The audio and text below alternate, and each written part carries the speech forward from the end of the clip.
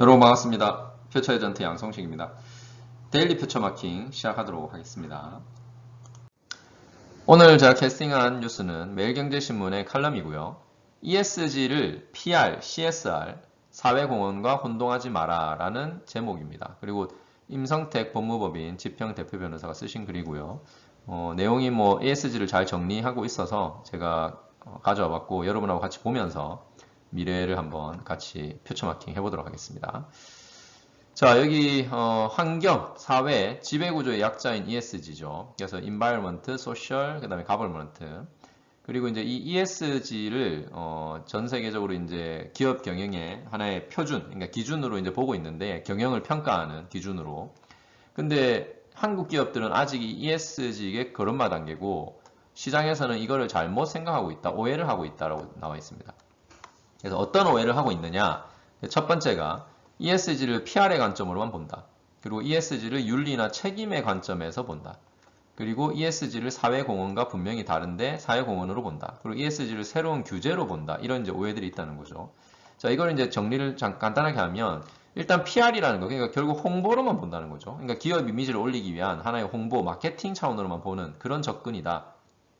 근데 이게 아니라는 거예요. 앞으로 ESG는. 그 다음에 윤리 책임. 그러니까 사회적인 책임, 그러니까 기업으로서 마땅히 해야 되는 의무라고 생각하는 거죠. 이거는 기업이니까, 그냥 기업이니까 우리가 할 건 해야지. 그러니까 할 건 해야지라는. 그러니까 소극적이고 책무적인 성격이 강하다. CSR은. 근데 그 CSR을 이제는 넘어서야 되는 게 ESG거든요.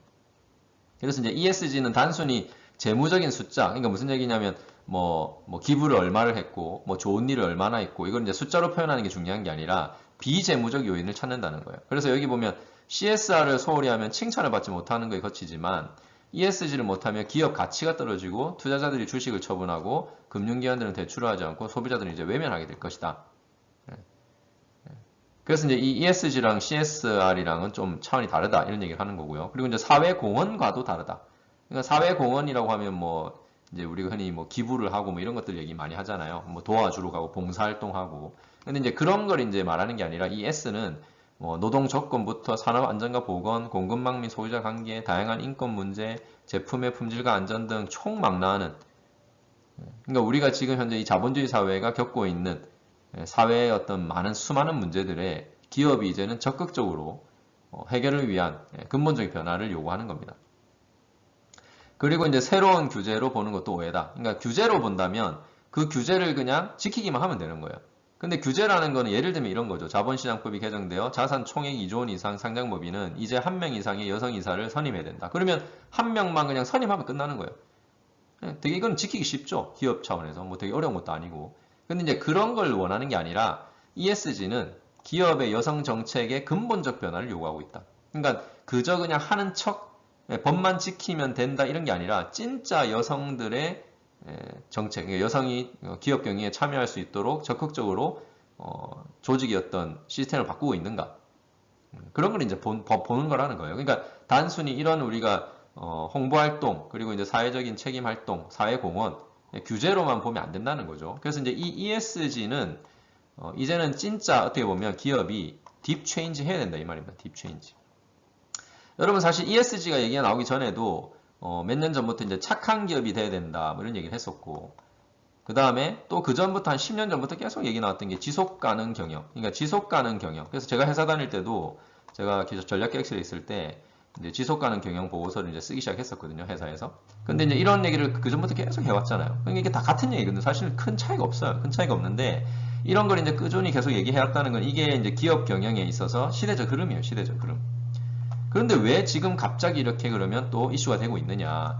그거는 제가 봤을 때는 결국 여러 가지 문제가 있습니다. 그러니까 이게 그 자본주의 사회가 사실은 그 전부터 이제 이런 얘기를 계속 해왔지만 친환경이 중요하고 양극화를 없애야 되고 지배구조를 투명하게 해야 되고 경제 민주화를 해야 되고 이런 게 계속 해왔는데 결국은 이제 진짜 지금 변해야 된다는 얘기를 하는 이유는 이제 진짜 위기가 온 거예요.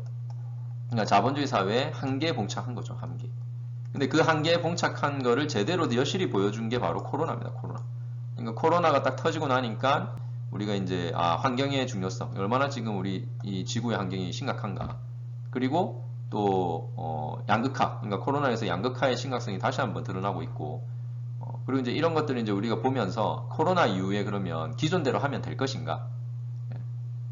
그래서 이제 이거를 이제 어떻게 보면 그 자본주의 사회의 핵심이라고 하는 그 자본을 가진 그 다음에 금융자본주의의 핵심인 금융회사들, 그러니까 기업과 금융회사들이 이제 움직이기 시작하는 겁니다. 근데 중요한 거는 이 금융회사들이 투자의 기준을 바꾼 거고요. 그러니까 투자를 앞으로 하기 위한 평가 기준을 바꾼 거고. 근데 그러기 위해서는 이제 기업이 투자를 받으려면 그 평가 기준에 따라야 된다는 거죠. 그리고 이제 어차피 소비자들의 눈높이가 높아지고 최근에 Z세대들 우리보다 훨씬 더 이런 친환경적인 교육을 참 많이 받았고 양극화가 되는 세상을 눈으로 직접 많이 겪어본 이 젊은 세대들이 이제는 이런 거에 대한 중요성을 많이 또 생각하고 있고 그리고 기업들의 상품 서비스를 선택할 때도 많은 걸 따지고 있다는 거예요. 그래서 이 Z세대들의 또 나중에 그 선택을 받으려면 기업들은 변하지 않을 수가 없는 거죠. 그래서 이제 이런 여러 가지 지금 상황들이 복합적으로 우리가 터지면서 결국은 자본주의 사회 시스템을 근본적으로 이제 바꿔야 되는 그런 지금 흐름으로 가고 있다. 그럼 이제 한국 기업들도 거기에 또 따르지 않을 수가 없다라는 걸 이제 우리가 좀 생각해 볼 수 있는 거죠. 그래서 여기 그 미국의 애플, 아마존, 뭐 GM 등의 180개 최고 경영자들은 기업의 목적에 대한 성명을 발표했다. 그래서 여기 보면 주주를 위한 눈앞의 이윤만 추구하지 않고 근로자와 고객 사회 등 이해관계자들을 고려하고 근본적인 책무를 이행하겠다는 내용이다. 그래서 이거를 두고 주부주 자본주의의 종식, 지속 가능한 부와 공정한 번영, 그리고 포용적 자본주의의 전환이라고 보도가 이어졌다라고 되어 있습니다. 자, 어쨌든 뭐 이런 흐름들을 우리가 이제 이해를 하고 그리고 이제 투자를 하시는 투자자분들도 글로벌 트렌드가 이렇다면 앞으로 어디다 투자해야 될지 어떤 회사를 선택해야 될지 이제 고민을 해야 되는 거죠. 그래서 여기 국제적 패러다임의 근본적 변화를 이제 직시해야 된다. 그래서 뭐 여러 가지 그 ESG 현황을 객관적으로 살펴보고 ESG 전략 전략을 세우고 전사적으로 이를 추진할 조직 체계를 갖춰야 된다. 뭐 이런 얘기를 하고 있고요. 뭐 마지막에 이제 보시면 한국 기업들은 그래서 이제 이 ESG가 결국은 위기이자 기회가 될 것이다. 그러니까 한국 기업들한테는 이게 위기이자 기회가 된다. 잘하면 기회가 될 것이고요. 제대로 못하고 또 그냥 그전처럼 그저 마케팅 수단으로만 본다면 실패할 것이다. 그리고 이런 거를 이제 우리가 기업들이 잘 했을 때 결국 또 지구를 구할 수 있는 기회가 될 수도 있다라는 얘기를 하고 있습니다. 뭐 저도 어쨌든 이분 쓰신 글에 뭐 어느 정도 제가 공감을 하고 그리고 앞으로 진짜 우리 대한민국 기업들도 이 글로벌 흐름에 맞춰서 진짜 착한 기업, 진짜 상생하는 기업, 그리고 진짜 친환경 기업으로 다시 이렇게 좀 바꿀 수 있는 그런 딥 체인지를 좀 했으면 좋겠습니다. 자, 그래서 이제 제가 요 기사는 이렇게 이제 좀 정리를 하고 여기 이제 기사 내용 말고 이제 그러면 이제 진짜 이 ESG 관련된 기업들이 ESG를 그러니까 잘 지키는 기업들이 소비자들, 투자자들의 선택을 받고 있는가라는 걸 좀 우리가 보기 위해서 작년에 그 ESG ETF죠. ETF 상승률, 그러니까 상승률을 잠깐만 보면 여기 지금 1월달, 그러니까 작년 1월달부터 12월이니까 1년이죠. 2020년 1년 동안에 ESG 관련된 ETF 펀드들, ETF들 수익률입니다. 220%. 여기 지금 보시면 인베스트 솔라라고 해서 220%죠. 그리고 퍼스트 트러스트 나스닥 클린 에너지, 그래서 이제 클린 에너지 이런 친환경 관련된 이런 지금 ETF들이 지금 거의 뭐 130% 이상, 170%, 220%죠. 그리고 여기 보면 이제 올해 이제 2021년 1월까지, 그러니까 작년 12월부터 한 두 달 정도, 지금 한 달 정도죠. 한 달 정도. 한 달도 안 됐네요. 그러니까 이제 올해 1월달 지금 성적입니다. 그래서 여기 보면 인베스트 솔라 또 15.93% 또 계속 오르고 있죠. 그리고 퍼스트 트러스트 18.98, 알프스 클린 에너지 17.97. 그리고 여기는 이제 뭐 성다양성 관련된 ETF인데 이것도 2.2%. 그러니까 지금 이제 ESG에 대한 관심이 많아지고 있고 글로벌 자금이 이쪽으로 이제 쏠리고 있고 거기다가 지금 미국의 바이든 대통령이 이제 취임을 하기 때문에 바이든 정부의 정책상 이 ESG의 중요성은 더욱 커질 것이다. 그래서 2021년은 분명히 이제 요 관련된 기업들 그리고 펀드 이런 것들에 좀 관심을 가지고 우리가 투자를 할 필요도 있지 않을까 뭐 그런 생각 좀 해봅니다.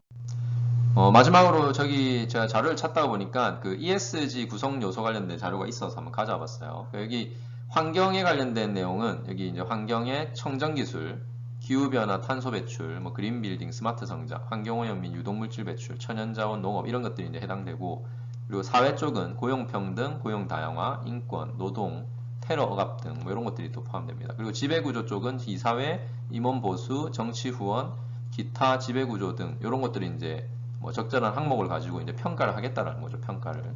그래서 이런 것들을 또 여러분이 좀 알고 계셔야 될 것 같고, 그리고 마지막으로 제가 자료를 찾다 보니까 그 MSCI에서 발표한 여기 ESG 등급이 있더라고요. 그래서 우리나라 기업들도 이제 포함된 게 있어서 좀 가져봤는데, AIA 제일 탁월한 회사가 이 마이크로소프트, 엔비디아, 세일즈포스닷컴 이렇게 돼 있고, AA에 포함된 게 구글, 코카콜라, 그다음에 LG전자가 있네요. LG전자.